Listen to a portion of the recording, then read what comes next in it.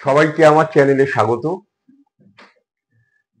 আগে একটা এমন ইস্যু দিয়েছিলাম, এমন একটা টপিক দিয়েছিলাম, আজকে আর একটা দিয়েছি, খাতা পেন ছাড়া উত্তর করার ম্যাজিক্যাল ট্রিক।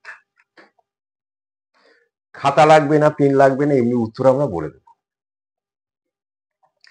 প্রথমটার গুণফল কত হবে? প্রথমটার গুণফল হবে, এখানেই লিখছি, 97, 97 আবার 97। প্রথমটার উত্তর হয়ে গেল। দ্বিতীয়টার উত্তর হবে 47, 47, 47। তৃতীয়টার উত্তর কত হবে? তৃতীয়টার উত্তর হবে 89, 89, আবার 89, আবার 89। উত্তর হয়ে গেল। কিন্তু উত্তরটা কেন হলো, কি করে হলো, সেটাও তোমাদের বুঝিয়ে বলবো। আর এই জিনিসের ইউটিলিটি কি আছে চাকরির পরীক্ষায়, সেটাও আমি তোমাদেরকে বলবো। ঠিক আছে, চলো একটু দেখে নেওয়া যাক।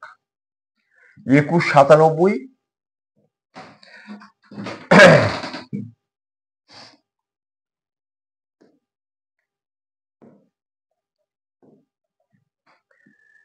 একটু দেখে নাও ব্যাপারটা। ঠিক আছে, একটা সংখ্যা হচ্ছে 3,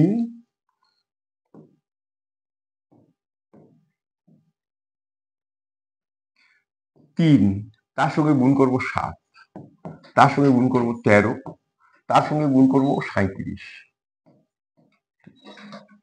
এই চারটে সংখ্যা, ঠিক আছে, চারটে সংখ্যা গুণ করলে কত হবে? তাহলে 3 এর সঙ্গে 37 গুণ করলে কত হচ্ছে? 111। আর 7 এর সঙ্গে 13 গুণ করলে কত হচ্ছে? 91। এবার এই দুটোকে গুণ করে দিই আমরা।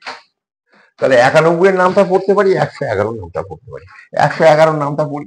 111 সঙ্গে এক গুণ করলে কত হচ্ছে? 111।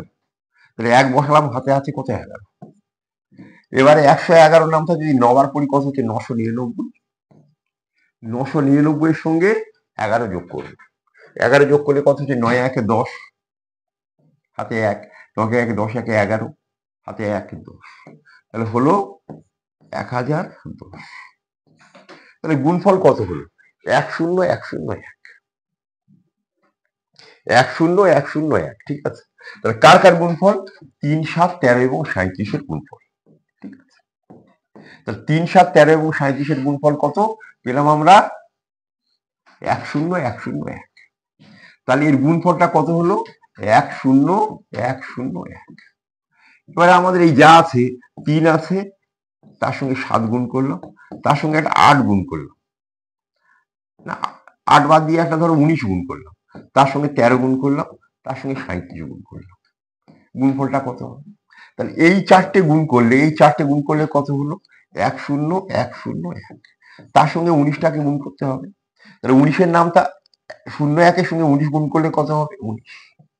আবার 01 এর সঙ্গে 19 গুণ করলে কত হবে? 19। 1 এর সঙ্গে 19 গুণ করলে কত হবে? 19। তাহলে উত্তর কি হলো? 19, 19, 19। তাহলে এই 19টাকে 3 বার লিখে আমরা উত্তর করে ফেলছি। 3 বার কখন হবে এটা? যদি তার সঙ্গে এই 19 এর সঙ্গে কাকে কাকে গুণ করতে হবে? 3, 7, 13 এবং 37। 3, 7, 13 এবং 37 এর গুণফলের সঙ্গে যে দু অঙ্কের সংখ্যাটা গুণ করবে সেটাই 3 বার লিখতে হবে। তাহলে কি লিখলাম?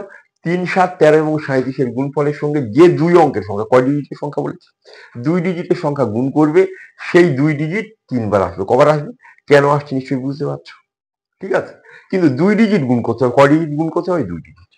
সেজন্য চাকরির পরীক্ষা যেটা লাগে, আমরা বলি যেটা নিয়মটা, মূল নিয়মটা এবার বলছি। যে কোনো দুই অঙ্কের সংখ্যা, কয় অঙ্কের সংখ্যা? যে কোনো দুই অঙ্কের সংখ্যা যদি 3 বার পাশাপাশি লেখা হয়, একটা 6 অঙ্কের সংখ্যা গঠন করা হয়। 2 অঙ্কের সংখ্যা যদি 3 বার লিখি, 2 অঙ্কের সংখ্যা লিখলাম একটা 41, আবার লিখবে 41, আবার লিখবে 41। ঠিক আছে, 2 অঙ্কের সংখ্যা পাশাপাশি 3 বার লিখে 6 অঙ্কের সংখ্যা হলো। এই সংখ্যাটা কত দ্বারা বিভাজ্য হবে? এই সংখ্যাটা সর্বদা 3, 7, 13 এবং 37 দ্বারা বিভাজ্য। এর মধ্যে কি কি আছে? 3, 7, 13 এবং 37। এছাড়া যে সংখ্যাটাকে আমরা বারে বারে বসিয়েছি সেটা 41। তাহলে এর মধ্যে আরো কি আছে? 41। এই 41টা পাল্টে পরের বার তো 43 হতে পারে, পরের বার তো 47 হতে পারে, তারপরের বার তো 53 হতে পারে। তাহলে এই চারটে সংখ্যার সঙ্গে যেটা যে 2 অঙ্কের সংখ্যা গুণ করবে সেই 2 অঙ্কের সংখ্যাটা 3 বার বসালে হবে উত্তর। ওখানে তো এরকম নেই স্যার। তাহলে মূল সংখ্যা যে চারটে, একটা হচ্ছে 3, 7, 13 এবং 37। তাহলে 3 আর 7কে যদি আমরা একদিকে গুণ করি, ঠিক আছে, 3 এবং 7কে যদি একদিকে গুণ করি কত পাচ্ছি? 21। 13 আর 37কে যদি গুণ করি কত পাচ্ছি? 481। তাহলে এবারে আমরা পুরো আগের অঙ্কে ফিরে যাই। দেখো এখানে কি লেখা আছে? 21। 21-এর মধ্যে কি আছে? 21-এর মধ্যে কি আছে? 21-এর মধ্যে কি আছে? 3 এবং 7। এ পাশে 481, এর মধ্যে কি আছে? 13 এবং 37। তাহলে 3, 7, 13 এবং 37-এর গুণফলের সঙ্গে কত গুণ করেছি? 97। তাহলে এই চারটে সংখ্যার সঙ্গে যে 2 অঙ্কের সংখ্যা গুণ করবে সেই 2 অঙ্কের সংখ্যাটা 3 বার আসে। সেই জন্য এই গুণফল 97, 97, 97, 97, 97 আবার 97। বল স্যার এটার বেলা তো হলো, এইটার বেলা কি হলো? তার এর মধ্যে কি আছে? 3 আছে, 13 আছে।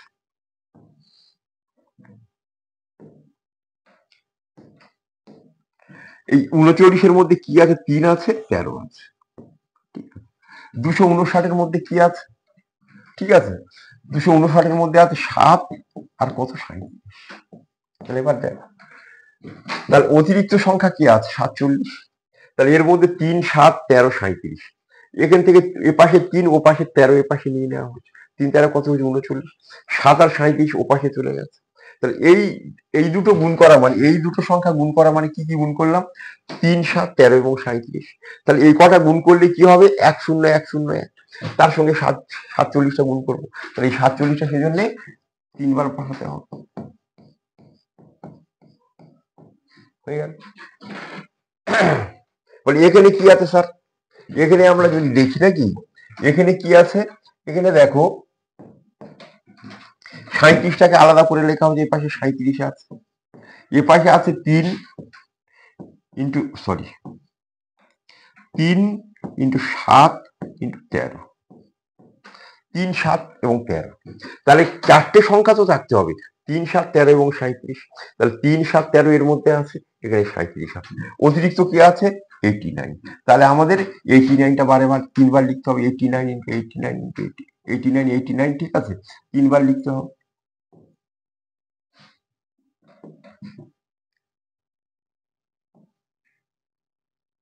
তাহলে এখানে কত হচ্ছে? 89টা 3 বার লিখতে হবে। তাহলে পরিষ্কার করে বুঝতে পারলে যে কেন এই উত্তরগুলো হলো। এবার চাকরির পরীক্ষায় এর গুরুত্ব কি? চাকরির পরীক্ষা কিভাবে থাকে সেটা নিয়ে একটা বলছি। ঠিক আছে, বলা হলো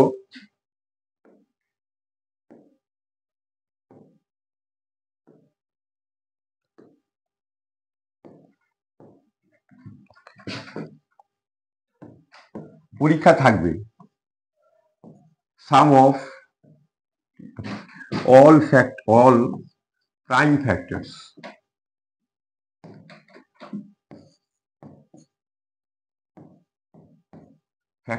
of, ঠিক লেখা হলো 43, তারপর লেখা হলো 43, 43। এই সংখ্যাটার মৌলিক উৎপাদকগুলির যোগফল কত? তাহলে এই সংখ্যাটা কত দ্বারা ভাগ হয়? যদি আমরা 4 3 4 3 এরকম ভাবি, 43 43 যদি আমরা বুঝতে পারি, তাহলে এটা সংখ্যাটা কত দ্বারা ভাগ হবে? ঠিক আছে, তাহলে এটা কত দ্বারা ভাগ হবে দেখেই আমরা তাহলে বুঝতে পারবো যে 2 অঙ্কের সংখ্যা 3 বার লেখা হয়েছে। তাহলে এর মধ্যে কি কি আছে? 3 আছে, 7 আছে, 13 আছে, 37 আছে। এছাড়া কোন সংখ্যাটা বারে বারে ব্যবহার করা হচ্ছে? 43। অতিরিক্ত কি আছে? 43। তাহলে এই সাম অফ প্রাইম ফ্যাক্টরস কি হবে? সাম অফ প্রাইম ফ্যাক্টরস তাহলে হবে এগুলোর যোগফল। 3 into 3 plus 7 plus 13 plus 37 plus 43, এই কটা যোগ করতে হবে। তাহলে 13 সাথে 20 3 23, এই দুটো তিনটে যোগফল হলো 23। ওদিকে 37 আর 43 যোগফল 80। 80 আর 23 যোগ করলে কত হচ্ছে 103। তাহলে উত্তর কত হলো 103। আমরা সহজে উত্তর করতে পারি। তাহলে আমাদের মনে রাখতে হবে এখানে মূল কথায় এবারে আমি চলে আসি, যেটা 4 দিন পরীক্ষা তোমাদের লাগবে, সেটা সবসময় মনে রাখবে। 2 অঙ্কের সংখ্যা, যে কোনো 2 অঙ্কের সংখ্যা যদি পাশাপাশি 3 বার লিখি, তাহলে সেই সংখ্যাটা কত কত দ্বারা ভাগ হবে? 6 অঙ্কের সংখ্যা যেটা হবে সেটা কত দ্বারা ভাগ হবে? 3, 7, 13 এবং 37। এছাড়া যে সংখ্যাটাকে আমি বারে বারে ব্যবহার করেছি সেটা তো ওর একটা ফ্যাক্টর হিসেবে থাকবে। তাহলে সেই ফ্যাক্টর হিসেবে কি আছে? 43 আছে। ঠিক আছে, তাহলে আমাদের 3, 7, 13, 37 তো ছিল, অতিরিক্ত কি এসছে? 43। তাহলে নিশ্চয়ই বুঝতে পেরেছো।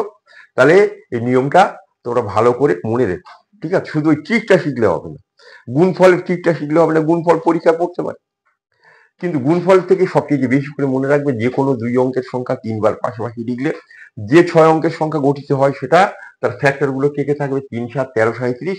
এবং যে 2 অঙ্কের সংখ্যাটাকে নিয়ে আমরা 6 অঙ্কের সংখ্যা তৈরি করেছি সেটা একটা ফ্যাক্টর হিসেবে থাকবে। ঠিক আছে, তাহলে আজকে এই পর্যন্ত। পরের ভিডিওতে আবার তোমাদের সঙ্গে দেখা হবে।